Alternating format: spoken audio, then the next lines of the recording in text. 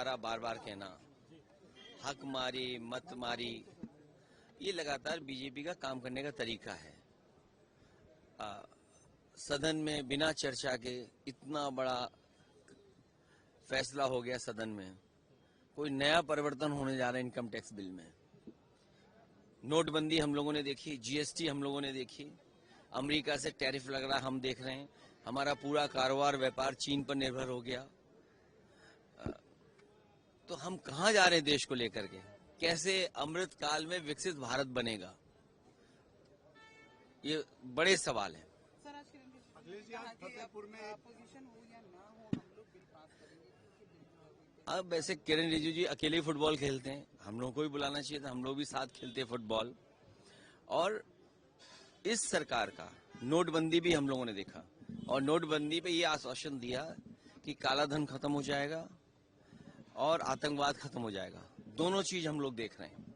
GST कानून लाकर के सरकार ने ये बताया कि इससे सरलीकरण होगा, व्यापार बढ़ेगा, कारोबार बढ़ेगा। लेकिन जीएसटी मल्टीनेशनल कंपनियों के फेवर करने के लिए लाया गया था, और उसका परिणाम ये हुआ कि सबसे ज्यादा संशोधन करना पड़ रहा है। आज इनकम टैक्स बिल पास हुआ है, क्या पास किया है, उसका क्या असर पड़ेगा कारोबार पर। विदेश नीति इनकी, टैरिफ के बाद टैरिफ, और तमाम तरह की चीजें अब सामने आ रही हैं। चीन पर हमारा पूरा कारोबार निर्भर है, तो क्या संशोधन हम कर रहे हैं? क्या जीएसटी से संशोधन किया जिससे व्यापार बढ़ गया? क्या हमने नोटबंदी के बाद फैसले लिए जिससे हमारे व्यापारी और आम लोगों को लाभ पहुंचा हो?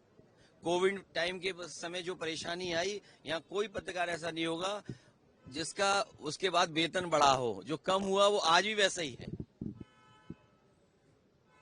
तो क्या लाभ मिला? और टैरिफ के बाद टैरिफ, और पूरा चीन पे निर्भर कर रहे हैं हम लोग कारोबार। सोचिए तो, मेक इंडिया क्या है, विकसित भारत क्या है, अमृतकाल क्या है, डिजिटल इंडिया क्या है? तो एक बार फिर सोचना पड़ेगा। और उनकी विचारधारा वाले लोग क्या कह रहे हैं कि सबसे महत्वपूर्ण चीजें हैं शिक्षा और स्वास्थ्य। उत्तर प्रदेश चले जाइए, शिक्षा के लिए जो स्कूल खुले थे वो पाठशालाएं बंद हो रही हैं। इस देश में न जाने कितने लोगों ने राज किया होगा, किसी के राज में पढ़ाई पर इस तरह के केस दर्ज नहीं हुए होंगे। अंग्रेजों ने भी शायद मुकदमे नहीं लिखाए होंगे पढ़ाई को लेकर के, लेकिन बीजेपी की सरकार में पढ़ाई को लेकर के आप अगर पढ़ाना चाहते हो तो मुकदमे दर्ज हो रहे हैं। कोई कल्पना कर सकता है 20,000 से ज्यादा प्राइमरी स्कूल बंद हो जाएं, वो गरीब बच्चों के लिए? तो अगर गरीब बच्चे नहीं पढ़ेंगे तो हम कितने भी इनकम टैक्स के बिल ले आओ, इससे कौन सी खुशहाली आने वाली है? और आय दोगुनी वाली बात जो कही थी, वो कहाँ है आय दोगुनी? बहुत धन्यवाद, मुझे उम्मीद है कि सब चलाओगे ये। बीजेपी ट्रेंड लोग हैं, बीजेपी के लोग हैं ये ट्रेंड लोग। वो समाज बटे, नफरत फैले, दूरियां बढ़े, तभी राजनीति में वो कामयाब होंगे। अंग्रेजों ने जो डिवाइड एंड रूल की पॉलिसी बनाई थी, जो दल अंग्रेजों के बनाए हुए हैं, जो विचारधारा अंग्रेजों की बनाई हुई है, उसी विचारधारा पे ऐसे लोग चल रहे हैं। वो नफरत पसंद करते हैं, दूरियां लाना चाहते हैं समाज के अंदर। और केवल फतेहपुर नहीं, फतेहपुर में पहली बार नहीं हो रहा है। फतेहपुर में एक नौजवान की भी जान ली, जिन्होंने घटना की, कितने दबाव के बाद कार्रवाई हुई है वहां पर।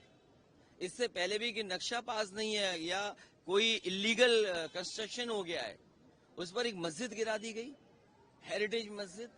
तो ये सरकार का काम करने का तरीका है। जब ये फंस जाते हैं आय दोगुनी पर, जब फंस जाते हैं भ्रष्टाचार पर, जब ये फंस जाते हैं कानून व्यवस्था पर, जब इनसे सवाल पूछो कि 20,000 विद्यालय बंद हो गए, सोचिए पाठशालाएं बंद होगी 20,000 का मतलब क्या हुआ? नाकामी किसकी है?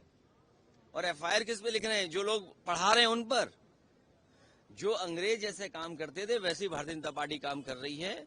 उसी का परिणाम ये है कि जानबूझ करके लोगों को नफरत फैलाने के लिए भेज रहे हैं। इनके खिलाफ कार्रवाई हो, संविधान ये मानते नहीं, लेकिन उसके बाद भी हमें उम्मीद है कि कानूनी कार्रवाई ऐसे लोगों के खिलाफ होगी। आपको लगता है कि संभल के बाद फतेहपुर एक प्रयोग है? देखिए, जब तक उत्तर प्रदेश के मुख्यमंत्री वो रहेंगे ऐसा ही होता रहेगा।